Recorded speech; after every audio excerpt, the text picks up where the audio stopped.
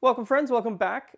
Today we're not in the kitchen studio, we are in the basement brewery because today I want to brew a very simple beer. I want to show you how you could brew your very first beer.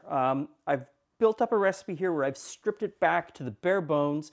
We're going to do a smash, which means a single malt and a single hop. Something very easy. You're not going to have to buy a lot of ingredients. You can get this done very quickly using mostly stuff that you already have in your kitchen or probably in your house. So let's go through very quickly what you're going to need for this. You're going to need a big pot. A big stainless steel pot is great. You can use your stovetop. I have a portable induction stovetop down here in the basement. Normally I would brew on some of this other equipment, but for a small batch like this, a pot is fine. It is filled about halfway with water. So we're going to make a gallon of beer. So we're going to start out with 6.5 liters of water.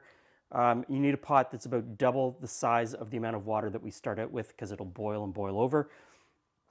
Next thing you're going to need is a fine mesh bag.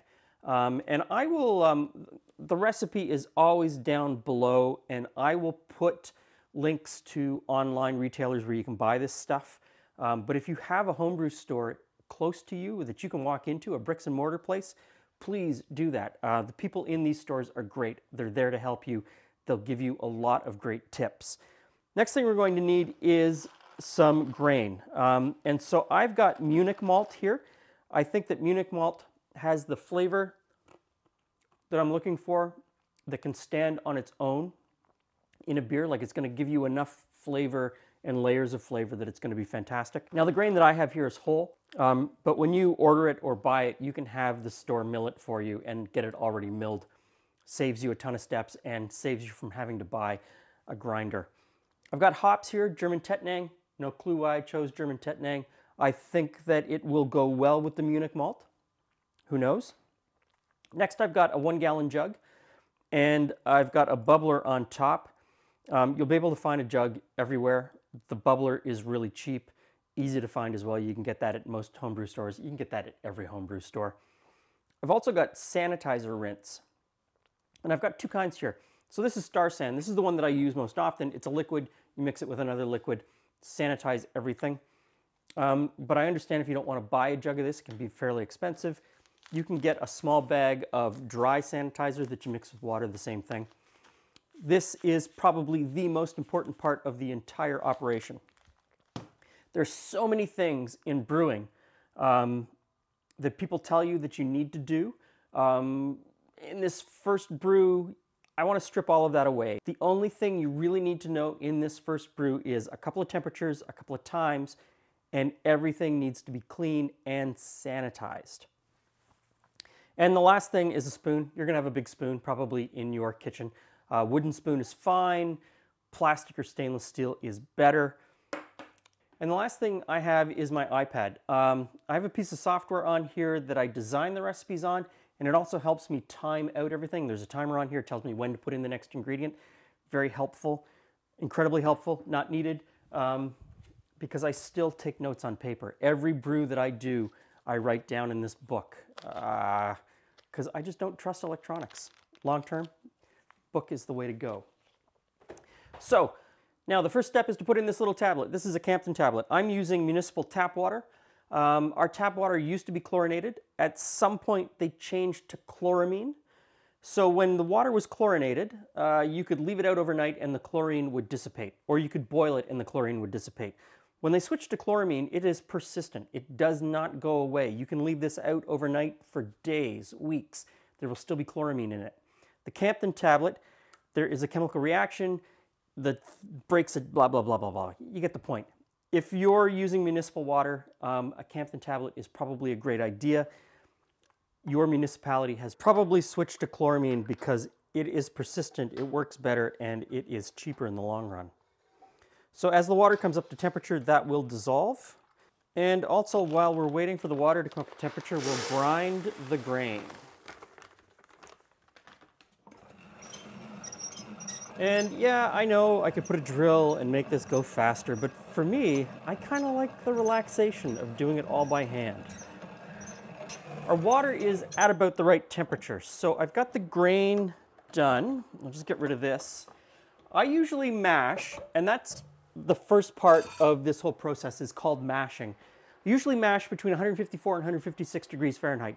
There's a fairly wide range that you can use for mashing depending on how you want your beer to be, the body of your beer, the mouthfeel of your beer, how much alcohol you want from your beer. Different temperatures affect the types of sugars and the amount of sugar that you get from the grain.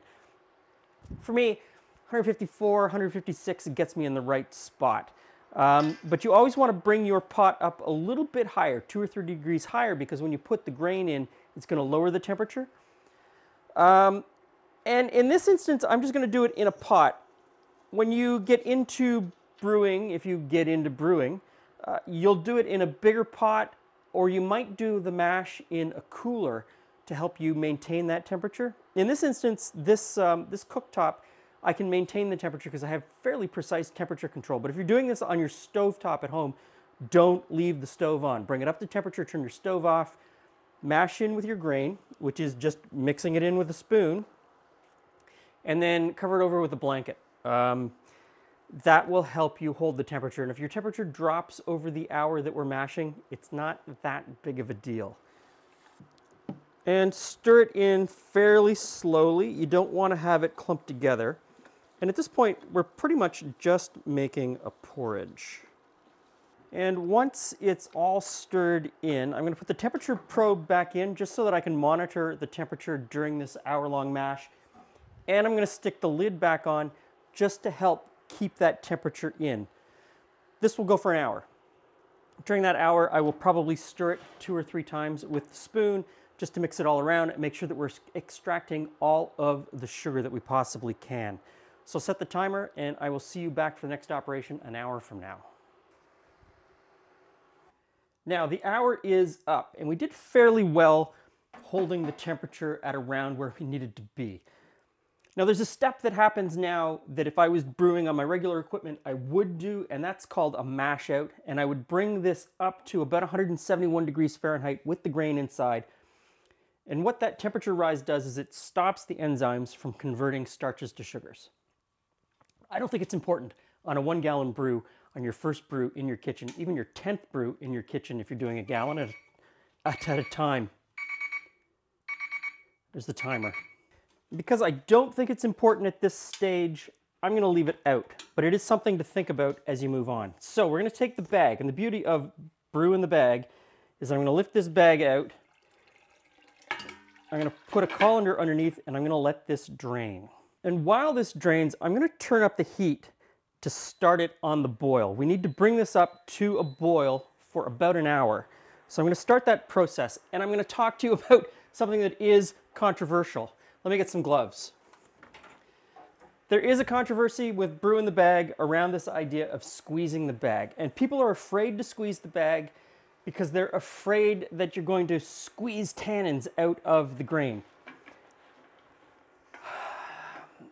Tannin extraction is a function of at least 4 things. One is pH, acidity, one is time, one is temperature, and one is pressure. We haven't reached the time in an hour that would extract tannins. We hopefully have our pH in the right range, or the acidity in the right range, and that's something that once you get into brewing, you will check during the mash to see what your pH is. So the pH isn't in the right range for extraction. Time, an hour. And the next function then is squeezing, or pressure. And I gotta tell you, there's nobody on this planet is going to extract or exert enough pressure to extract any tannins. I squeeze all the time, and I've had award-winning beers with squozen bags. So I squeeze to make sure that I get all the last little bit of goodness out of the grains. Get this out of the way. The spent grains are great. You can make dog treats with them. Sometimes I will dry them and I'll put a little bit in my porridge in the morning. But for the most part, they go into the compost. You've got everything out of them that you want. You've got all the sugars out. You've got all the flavor out. If you have a dog, you can make dog treats with them. Lots of recipes, what you can do with the spent grains. But for the most part, they're garbage to me, or compost to me. Give this a stir. Now, This is the point where the app that I use to make this recipe tells me how much sugar I should expect in this pot at this point. And in order to test that, you're going to need a hydrometer. But I don't expect you to buy one the first time out. I definitely don't expect you to buy one the first time out. They're not that pricey, but you know, if you don't know for sure that you're going to be making beer on an ongoing basis, why bother buying this equipment if you don't need it? For the most part, just accept that whatever's happening in there is happening in there. I went from this hydrometer to this, which is a refractometer. I don't even think I can get the package open anymore. This is a refractometer. It is an analog refractometer. I've never really used it all that often because I jumped almost immediately to a digital tool called the digital refractometer, which is really, really accurate, and it's accurate all the way through the brewing process. The analog refractometer is not all the way through. You cannot use it at every step because it just won't read properly once alcohol is present. So I'm just going to take a dropper. I'm going to put it into my digital refractometer. I'm going to let it cool just a little bit, close the lid, and we will take a reading. Our pre-boil gravity is well within specs. We have 1.031. I was expecting 1.033, not too far off. So I'm going to put this stuff away, and then we're going to weigh out our hop pellets. 13.5, look at that. And there we go. It is just starting to boil. So at this point, we start the timer, 1 hour, and I'm going to put in the hops. I put in all of the hops in this beer all at the same time, right at the beginning. Now this is going to boil for an hour, and it's very difficult for me to say how rapidly it should boil. Everybody that I've ever gone out and done a brew day with has a different idea of how much boiling. The idea is that you want to evaporate some of the liquid to concentrate the sugars. You want to boil it because that helps extract all of the acids and flavonoids from the hops. There's another school of thought that says it needs to boil at a certain level in order to drive off some chemicals that will give you off flavors later in the process or when you actually drink the beer. So I'm looking at it and looking at this and saying, as long as there's a little bit of bubbling breaking the surface and we see some steam coming off, I think that's fine. I've got this process dialed in with my regular equipment. It's a little tougher when I'm working with this pot, and I don't think you really need to worry about it too much on your first time out. When you go to pour this into the fermenter, you're going to see whether you've got too much or too little, and then you'll know whether you should have boiled more or boiled less. It really is sort of a trial and error thing. As much as brewing is a science, it is as much an art. So while this boils, I've got an hour on the clock. I'm going to go over here to my cleaning station. I've got some kegs that I still need to clean and get cleared out. I'm going to clean up the mess from the first part of the process, and I'm going to clean and sanitize everything for the next part of the beer that we're brewing today. The 1 hour of boiling is up, and I've got everything that we need from this point forward sanitized. It's very important from the point that you turn it off the boil for the rest of the procedure that everything is sanitized. You don't want any other yeast or bacteria getting into this wort from this point forward, because that'll ruin your beer, or it could ruin your beer, or it could make an incredible beer. There have been some happy accidents where something gets in there and it turns it sour, and it just turns into the most amazing beer that you've ever tasted. I am going to, so this is my dropper, I'm going to sanitize it to make sure.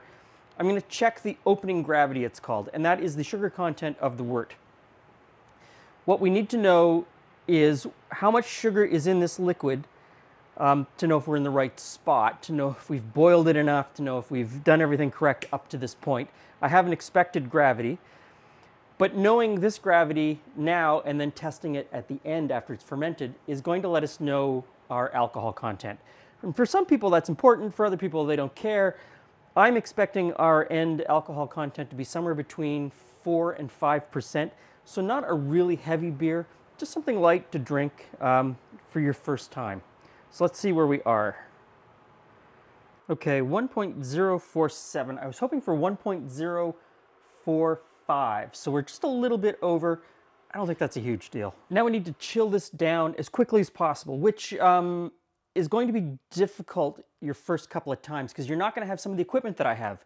I use usually this stainless steel coil, which I would put into the pot or one of my bigger brew pots and then pump cold water through it. And that chills it down really quickly. In about 10 minutes, I can chill down about 5 gallons of wort to somewhere around 55 or 56 degrees Fahrenheit. Some of the other things that people use are these. This is a plate chiller. Again, same sort of idea. Water and wort passes by each other in here. They're separate, of course, but they pass by and they chill very quickly. I'm going to suggest you just take this pot, put it into your sink in the kitchen, and run cold water around it, or put cold water and ice around it. Keep it circulating. Keep a spoon that you have sanitized and stir it every once in a while and bring that temperature down as quickly as you can. It's not going to be that easy, but you want to get it down to somewhere around 65 to 70 degrees Fahrenheit for this operation for the yeast that we're going to use. We're just going to put the lid on so that nothing falls into the pot. The wort is chilled and everything else is sanitized, so I'm going to take our 1 gallon jug here and pump out the sanitizer.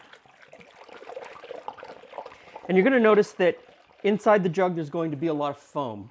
Don't worry about the foam. It's fine.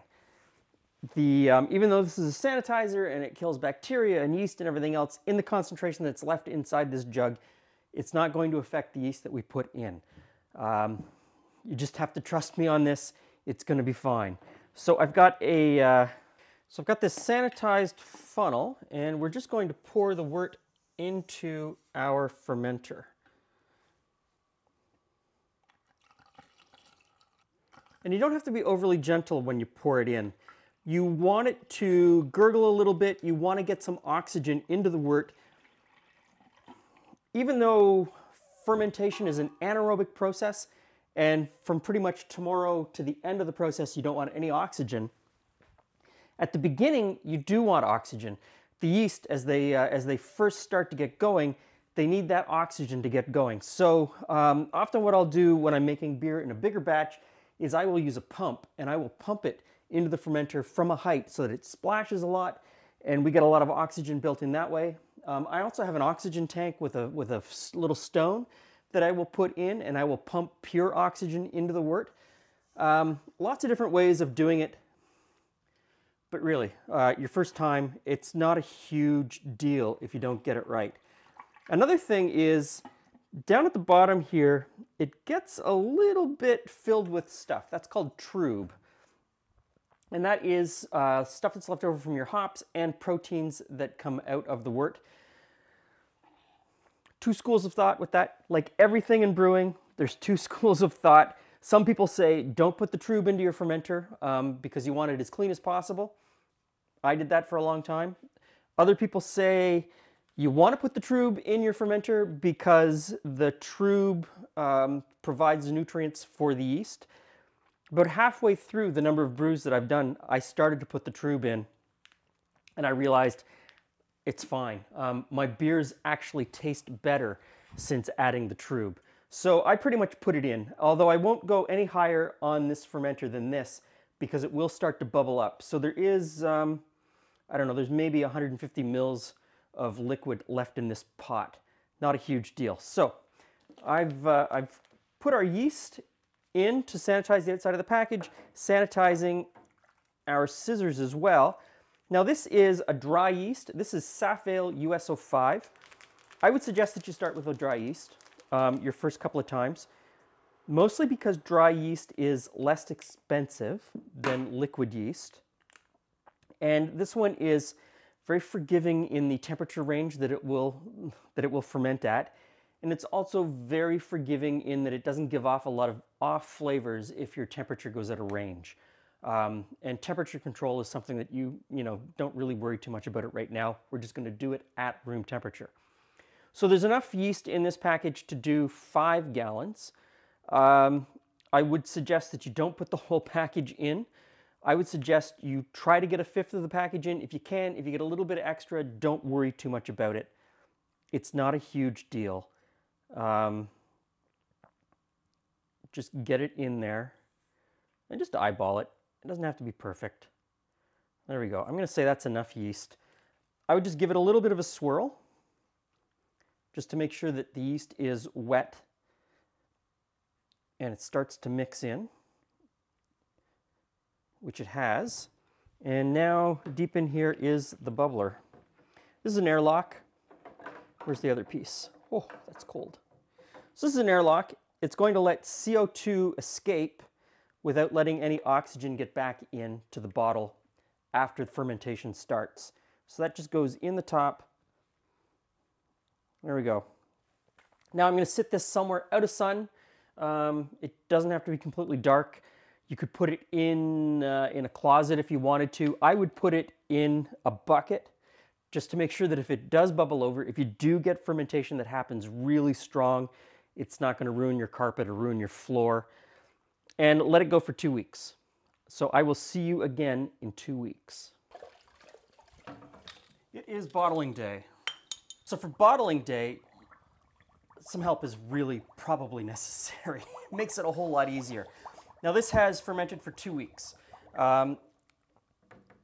Being that I'm putting this out there as your first beer, your first 1 gallon beer, I wouldn't bother testing the sugar levels. I wouldn't bother getting a hydrometer and going through that whole process, because by the time you fill the vial for the hydrometer, you've thrown most of your beer away. So it's best... Just hope it works out. You just hope it works out. So after 2 weeks, it is fully finished.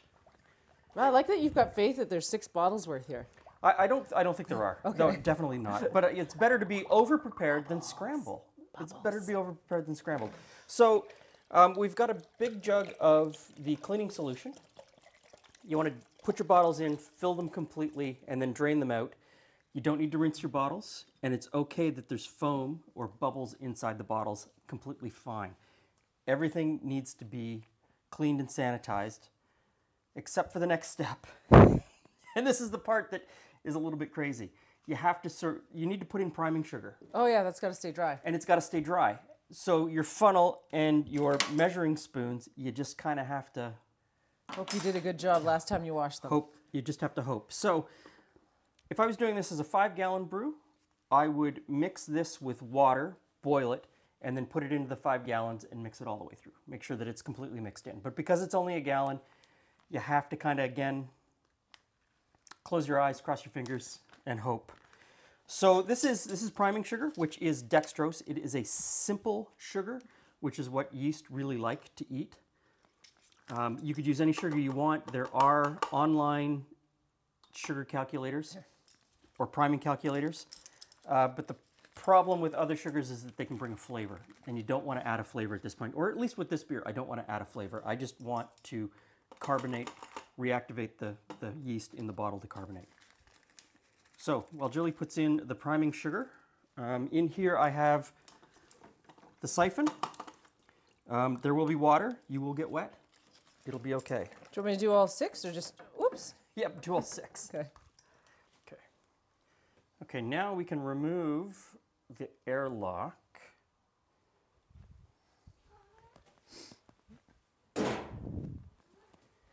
And slip the siphon in. You just want to make sure that your siphon doesn't go into this layer of yeast and trub at the bottom. You don't want to get any of that, or you want to try not to get any of that in your bottles. It's going to happen. Okay, so Julie's got the siphon. This is a siphon with a little kind of a pump on it, so you can pump it up and down to get it started. So you want to put your tube right to the bottom of your bottle. At this point, you want to make sure that you're not introducing air. You want to introduce as little air as possible. Mm-hmm. It's going to happen. Nothing you can do about it. So put it right down to the bottom. You don't want any turbulence while the bottle is open. Give that a pump a couple times here, Jules, see if we can get it started. Once it's started, it should go. There we go. And the bottle is filling. And I've got a little clip here that'll stop it. I'm using swing top bottles. Probably the easiest on your first time, because you can scrounge these. Ding, ding. Just okay. You can scrounge them. There's quite a few overfilled. Overfilled. Not a big deal. Don't go far though. Nope.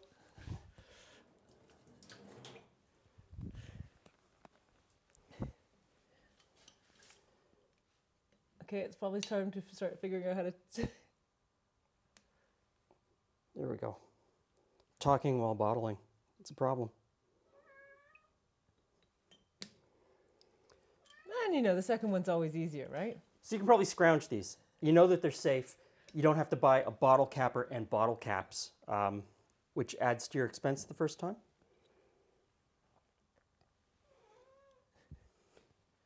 And chicken wants to be part of the brewing. After this one. Oh, my goodness.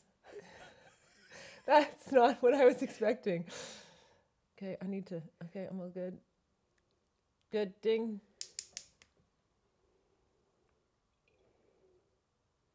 Maybe you could help me out with the... Okay. There you go. I'm Mr. Acrobat here. Do you want me to tilt this at all? I would tilt it a little bit, yeah. Keep it out of the... That one, I would probably label that one as being the one that probably has... Trube? Trube. Little. Oh, you know what? I'm gonna cap that and let it go. I would just label it with a T or something, just so you know. Well, it's halfway. Oh, yeah, it's obvious. So these are gonna hang out for 2 weeks to allow a little bit of fermentation, which allows it to carbonate. Sorry. Oh, you're just gonna put... Okay, go for it. Just put it in there.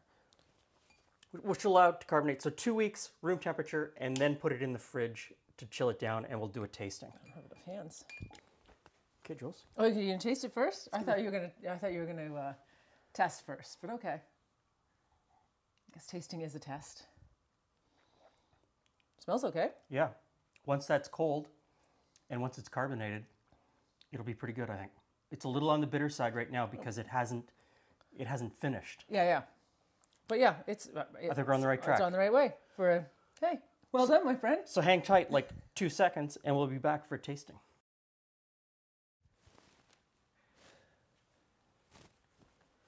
Hey, Glenn, I think that ham will go well with the beer. The ham is looking really good, but still a few more months to go. Now, I've got a couple bottles of beer, and I brought a rag. In case we have a little too much carbonation? Yeah, so one of the things is that when you first start making beer, you may screw up in the amount of sugar that you put in for carbonation, and if it overcarbonates, you'll get a geyser. And we never really put stuff in bottles. We always go with the kegging because it's simple and we've got the stuff. Yeah, we move very quickly to kegging, but let's see what happens. Oh, sounds good. Sounds good. Success. Excellent. So we have beer. It's carbonated. And it had it's got, some bubbles. How many bubbles? We don't know. You're pouring very carefully, I see. Doesn't look like a lot of bubbles. No. So we're probably undercarbonated, which is okay. Oh no, it's good. Look at that. It's going to be cloudier. You're going to have a bunch of yeast on the bottom. It's okay to drink the yeast. Some people swirl it in because they like the flavor. Some people try to leave it in the bottom of the bottle. But it smells like beer. Smells like beer. It's a little bit cloudy. It's not overly carbonated, so I did miscalculate the carbonating sugar. So what do you think, a third more sugar? Maybe a third more sugar. We put in 2... One of the things is I was erring on... I forget what we put in. I forget what we put into. I'd have to go back and look at my notes. But I erred on the side of caution because I didn't want a geyser. And I think that's, when you're first making it, something you should do. It tastes like a slightly flat beer. But it's a very good beer. Oh my. It's got a lovely flavor to it. It's got great flavor. Mm-hmm. So a little more carbonation, and that would be I'd be bang on. That would be kick-ass beer. So the next time, put a little more sugar when we bottle the condition, bottle, and we're good to go. Bottle carbonate. So Gallon in your kitchen. let me get the book, and I'll give you the numbers. So we hit most of our numbers the whole way through, and what I mean by hit the numbers, when I built the recipe, I wanted to get to certain points, and we hit them all the way through. And so, let's see, it's this one, the Munich Smash. We ended up with 4.7% alcohol by volume, which is, pretty standard. Pretty standard for a beer. The flavor's good, and I think for first beer, this would be excellent. Our first beer wasn't this good. It was a long time ago. I'd have to go back and look at our notes. It was a long time ago. We did have some real duds in the first. And you're going to experience that. But be surprised. There's $5. $5. Where did I get $5 from? Although the age of the bill suggests how long we've been fussing around with this. That Canada doesn't even use paper for money anymore. Yeah. So you're gonna get duds. You're gonna end up with beers at the beginning that don't work out, and your first beer might not work out. But what you have to discover from the first beer is, do you like the process? Yes. That's really. Do you enjoy the act of making beer? Yeah. It's not a money-saving thing. You're never gonna save money by making your own beer, because you're gonna end up with a basement full of equipment. Stuff. It's the stuff. It doesn't have to be expensive stuff, but it's still stuff. I also want to point out the importance of taking notes. Yes. Both with making beer and with anything that you're doing at home, like jam, jellies, anything preserves. In the kitchen. Take notes, because it's months later or weeks later when you actually get to taste it, and you're like, and if you don't take notes, you can't remember. You can't remember. You can't go a back year to later it. when you do it. So what I've tried to do with this recipe, and I know there's going to be a lot of people leaving nasty comments that I didn't do this right. I know how to brew beer. We brew a lot of beer. We've brewed some really great beers. What I tried to do with this recipe is make something that was super simple, that anyone could do at home using mostly stuff that you already have in your kitchen. At most, what you're going to have to buy for this beer is a packet of yeast, a little bit of grain, and a mesh straining bag. Pretty much everything else you should already have at home. And don't worry about a lot of the stuff that goes around beer, people telling you what you need to do and what you should do. If you just follow simple pattern, you're going to get something that's drinkable, that's really good. And then once you just realize you like it, then start investing in pieces that make it easier. Yeah. Then you buy all the little pieces of equipment that make it better, or make it easier, or make it, but and then you get crazy traditions like us saying, oh, it's Boxing Day. It's time to start making the lager for summer. Because it needs that cold winter weather. So you can do this in your kitchen. You can make it a gallon at a time. It's very simple. You don't need a lot of stuff. And you end up with something that's, I'm thinking this is pretty tasty. I'll probably still drink it. So thanks for stopping by. See you again soon.